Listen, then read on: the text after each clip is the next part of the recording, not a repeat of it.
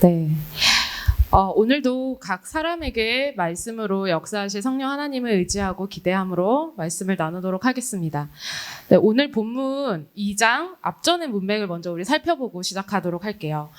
먼저 마가복음 1장을 보시면 우리가 2장 본문인데요. 1장을 보시면 제자들이 예수님께서 먼저 부르십니다. 부르실 때에 예수님 먼저 갈릴리 사역을 시작하시는데 회당에 귀신 들린 사람 그리고 각종 병자들을 고치셔요. 그리고 많은 귀신들을 쫓아내시는 사역들을 하십니다. 자, 1장 34절에 보시면 귀신이 자기를 알므로 그 말하는 것을 허락지 아니하셨다라고 나와 있습니다. 그 후로도 여러 회당을 다니시면서 이게 나병 환자도 고치셔요.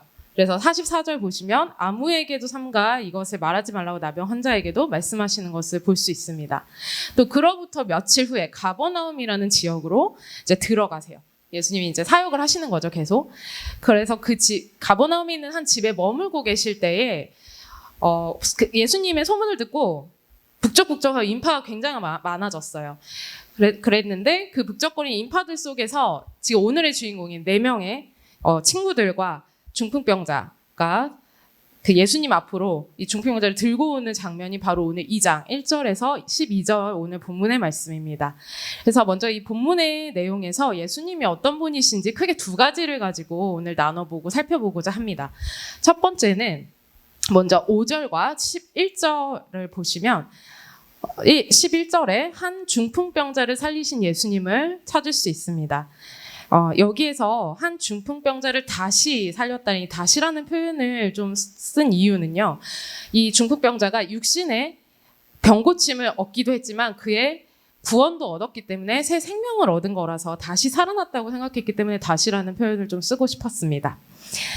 이 4명의 친구가 예수님이 계신 곳에 지붕을 뚫고 그 친구 한 명을 데리고 나오는 이 장면 그 자체, 그것을 예수님이 보셨고 예수님이 그것을 믿음이라고 말씀하시는 구절이 오늘 본문 읽었을 때 나와 있죠.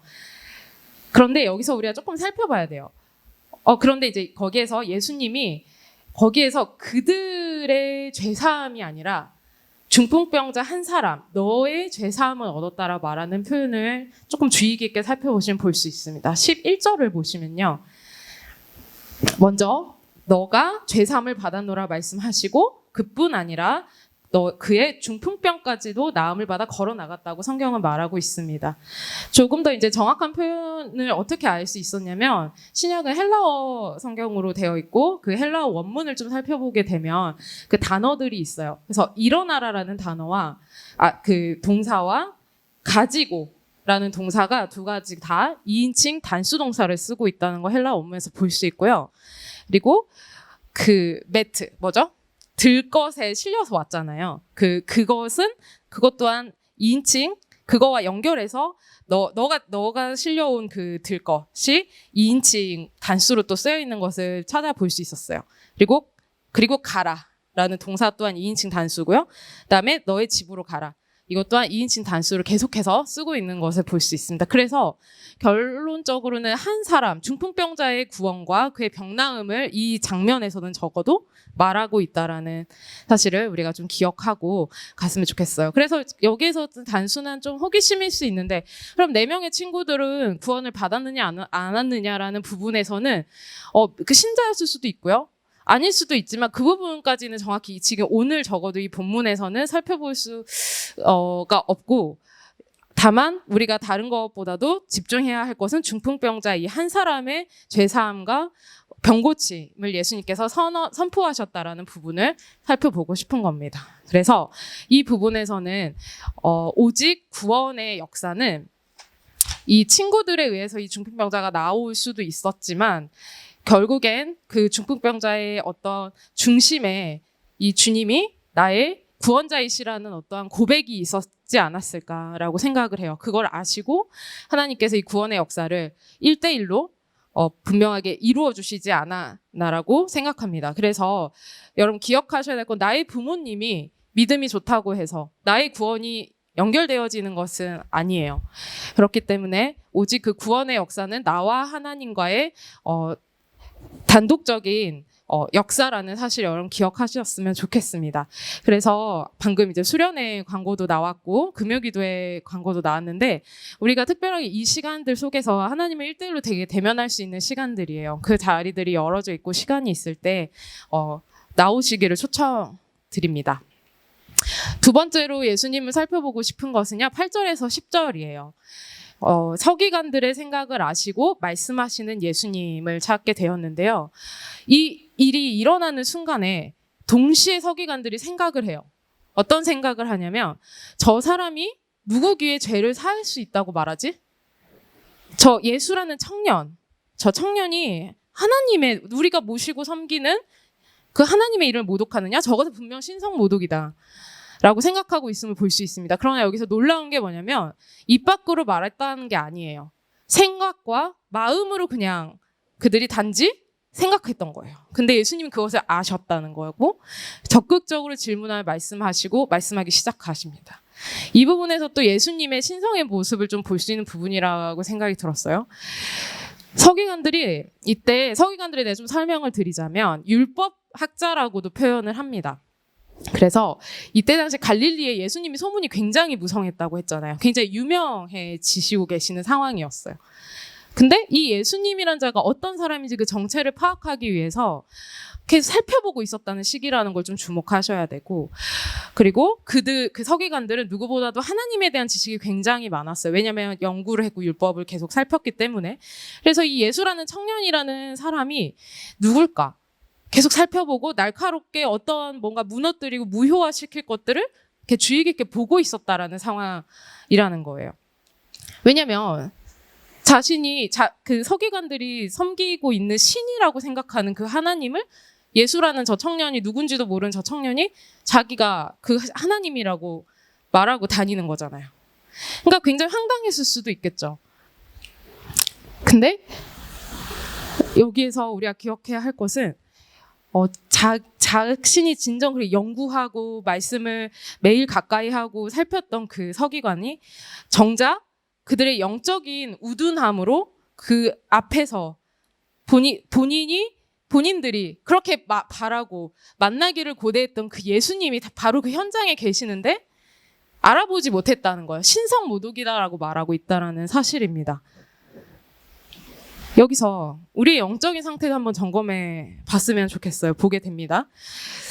그래서 우리는 어떠한 태도일까요? 우리는 내가 믿는 혹여나 내가 믿는 대상의 정보만 좀 무성하고 실제로 나의 예수님을 실제로 우리가 경험하고 알아볼 수 있는 자인지 우리를 한번 점검해 보고 싶습니다. 또한 우리에게 이 서기관과 같은 잣대가 있지는 않은지 또 한번 살펴보고 싶어요. 교회 다닌 연수가 굉장히 긴 분들도 많이 계시고 성경 공부 정말 많이 하잖아요. 설교, 정말 질 좋은 설교도 엄청 많이 들을 수 있고요. 훈련들, 나 이런 훈련도 좀 받아야 되겠어. 어떤 친구들은 그냥 정말 성경이 계속 번역되는 걸 믿지 못하겠다. 원어로 읽어서 공부하는 친구들도 봤어요. 신대원생이 아니어도. 이렇게까지 열심히 그 율법과 그 말씀에 대해서 사모함이 있는 사람들이 있으나 이들이 정말 예수를 잘 안다고 생각하는 서기관과 같은 생각으로 그토록 많이 알고 있고 만나기를 고대했던 예수님을 마주했을 때 미처 알아보지 못하는 이 우둔함이 있다는 것이 우리 안에도 충분히 벌어질 수 있는 일이라는 것을 우리가 명심하고 기억하고 넘어갔으면 좋겠습니다. 저에게도 하는 말입니다. 자, 다음으로 살펴보고 싶은 거예요. 다음으로 아까 언급드렸던 문맥이 있었죠. 앞뒤 문맥을 다시 돌이켜보면 예수님은 고치는 일을 하셨어요. 그리고 나서 계속 1장 계속 부분에서 삼가 아무에게도 말하지 말라고 당부하시는 부분을 두 군데 찾았잖아요. 근데 지금 2장의 이 본문에서는 죄를 사하는 권세가 있다는 것을 적극적으로 알리고 계시는 모습을 발견할 수 있습니다. 이 중풍병자 케이스에서는 병을 고치기 전에 죄사함을 먼저 행하셨던 거 오늘 본문 보시면 알 수 있어요. 그리고 심지어 적극적으로 그 죄사함의 권세가 나에게 있다, 자신에게 있다라고 말씀하고 계십니다. 그러니까 오히려 이 중풍병자를 고치는 게 메인 스토리가 아닌 것처럼까지도 보일 수 있는 것처럼 죄사함을 먼저 말씀하신 좀 의도성이 보이는 것 같아요. 그 이유는 정말 하고자 하는 메시지가 10절에 있기 때문이에요. 인자가 세상에서 죄를 용서할 수 있다는 것, 이것을 너희에게 보여주려고 그랬다고 하십니다. 그렇습니다. 예수님은 바로 이 메시지를 이 장면에서 꼭 보여주고 싶으셨던 것 같아요. 그래서 이 서기관들이 신성으로 여기고 있는 그 하나님이 지금 여기 예수님 당사자이심이라는 걸 먼저 보여주고자 하시는 거죠. 그래서 내 예수님 자신 스스로가 죄를 위해서 지금 이곳, 이 땅, 이 현장, 이곳에 있다라는 것을 알려주시는 선포입니다. 그러니까 단순한 의사와 같은 역할을 넘어서는 것이죠. 그래서 최종적으로 앞으로 우리의 구속 재물, 우리의 구원을 위해 예수님이 이 땅에 오셔서 돌아가실 것까지의 그 모든 부활하시는 그 모든 과정, 구속사의 역사를 위해서 이곳에 와 계신 것을 선포하고 계시는 장면이라는 거예요.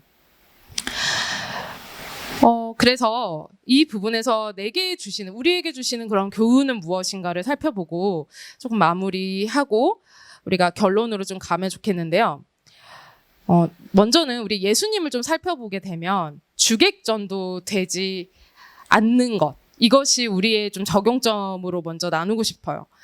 왜냐하면 마가복음 1장 38절을 보시면 예수님이 말씀하세요. 가까운 마을에도 가자. 거기서도 전도하리니 내가 이를 위하여 왔다 하시고, 예수님은 병 고치고 귀신 내어 쫓고 엄청난 이 사역들을 계속 하셨잖아요. 이렇게 치유의 사역들을 이렇게 하시는데 여기서 궁극적인 사역을 항상 잊지 않으셨어요. 갈릴리 사역을 할 때도 마찬가지셨고요. 병 고치는 일들을 그렇게 수많이 하셨는데도 그 고치는 일로만 소문이 나는 것을 꺼려 하셨고, 그 꺼려 하신 그 이유는 병 고치는 것 자체가 예수님이 하나님이심을 증명하는 사인, 표적에 불과했기 때문에 굉장히 예수님은 그 부분을 경계하셨고, 그걸로만 알려지기를 원치 않으셨던 걸 1장에서 계속 볼 수 있었던 것 같아요. 그래서 예수님의 궁극적인 목적은 그 치유 사역, 병 고치는 사역을 통해서 구원자로 구속 사역을 하시기 위해 이 땅에 오셨다라는 것, 이것이 궁극적인 목적임을 드러내고 싶으신 것입니다. 그래서 오늘의 본문에서 드디어 죄를 사하는 권세가 예수님께 있음을 드러내고 계시고, 예수님은 그 사역, 궁극적인 사역을 향해서 한 발자국씩 본인의 예수님의 스케줄에 맞춰서 사명대로 오신 목적대로 이 땅에 그 목적대로 걸어가시고 계시는 것을 저는 발견할 수 있었습니다. 예수님은 이 땅에 오신 분명한 이유는 죄인을 위해 아까 언급드렸던 구속 제물로 오신 거예요. 희생 제물로 오셨다는 거. 그냥 병 고치려고 그 능력 그냥 보여주시려고 오신 게 아니라 마지막 해야 될 일을 알고 계속 걸어가셨다라는 것을 볼 수 있어요. 그 시간표대로 가고 계시는 것이죠. 결론입니다. 먼저 우리를 좀 살펴보고 싶습니다. 우리가 예배하고 우리가 믿는 분, 믿는 분이 중풍병자와 같이 제대로 알고 진정으로 우리가 믿고 있는 자들인가, 아니면 어떤 경험과 이 서기관들과 같이 정말 그 성경의 어느 부분에 정말 그 성경을 꿰고 있는 자와 같지만 이런 자와 내가 다를 수 있는지, 정말 예수님을 알아볼 수 있는 자인지 한번 살펴보고 싶고요. 두 번째는 예수님처럼 이렇게 묵묵하게 사명을 향해서 포커스 온 한 거잖아요. 그 목적을 흔들리지 않고 계속 나아가는 이 우리들의 인생이 되고 있는지 한번 생각해 보는 시간을 저도 준비하면서 가졌습니다. 우리가 속해 있는 직장, 캠퍼스, 또 목적대로 우리가 살아가는지, 교회 안에서 우리가 하고 있는 섬김들은 또 어떠한지, 섬김 자체가 목표가 되고 있지는 않은지, 또 삶의 방향도 우리가 많이 정하잖아요. 1년의 계획, 분기별로 계획들 계속 세우고 계시는데 그게 하나님이 정하신 나를 향한 사명대로 그렇게 걸어가고 계획하고 계시는지, 직장이 커리어 쌓는 거, 승진하는 거, 이직하는 고민들, 무엇을 위한 것인지 한번 생각해 보았으면 좋겠습니다. 빌립보서 1장 18절 보면요, 바울이 그러죠. 그러면 무엇이뇨? 외모로 하나 참으로 하나 무슨 방도로 하든지 전파되는 것은 그리스도니 내가 기뻐하고 기뻐한다라고 말하잖아요. 어떠한 모양이 됐든지 간에 예수가 전파되길 바라는 간절한 마음을 볼 수 있는 대목인데 우리의 지금 현재 있는 모양들이 다 다르잖아요. 포지션도 다 다르고 그 안에서 예수님 복음이 전파되기를 간절히 바라고 우리의 궁극적인 목적은 그것이라는 것을 기억하고 갔으면 좋겠습니다. 특히 우리 청년 세대는 더 특별한 것 같아요. 이 청년 세대, 특별히 우리 기독 청년인 여러분에게 도전하시는 말씀 같습니다. 경험과 어떤 지식이 넓어지고 높아져가는 것이 나를 위해서 위한 것이 아니라 정말 귀한 한 영혼을 구원하기 위한 방편인 것을 먼저 기억하고 그 모든 지식과 나의 경험과 나의 그런 커리어들이 사용되어지기를 소망하고 기도하는 여러분들 되시기를 소망합니다.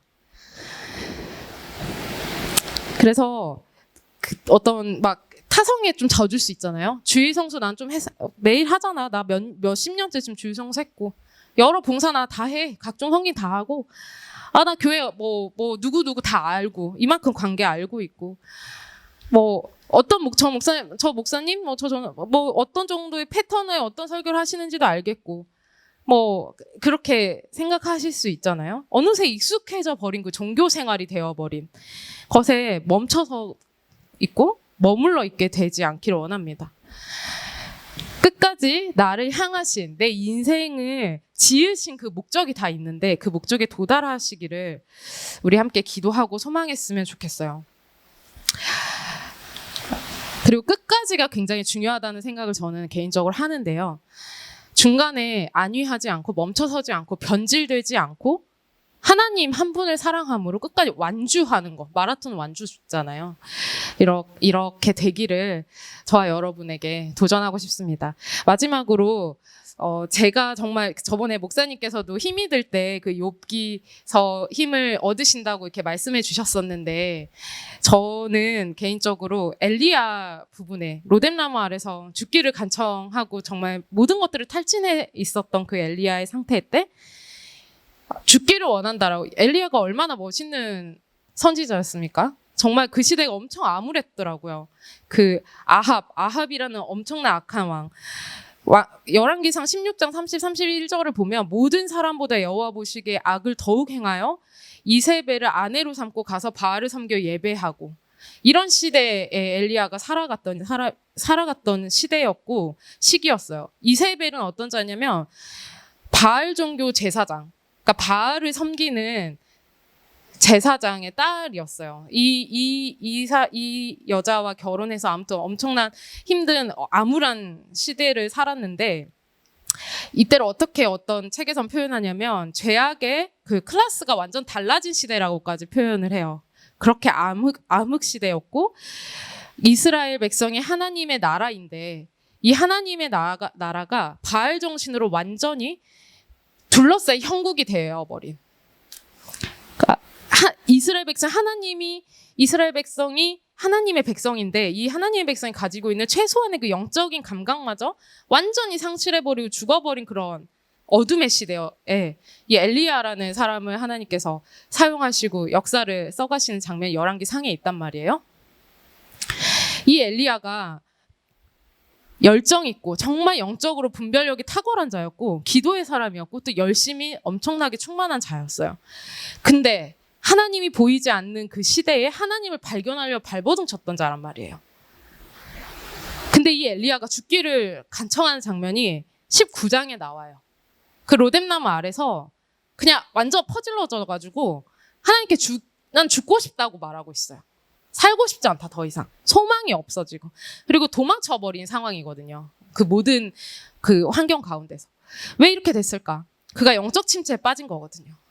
영적 침체에 빠졌고 육체적 피로가 너무 심했고 지금까지 영적인 치열한 전쟁 가운데 버텨왔기 때문이죠. 그 시대 속에서 그 한 사람 외로운 싸움을 해왔던 거예요.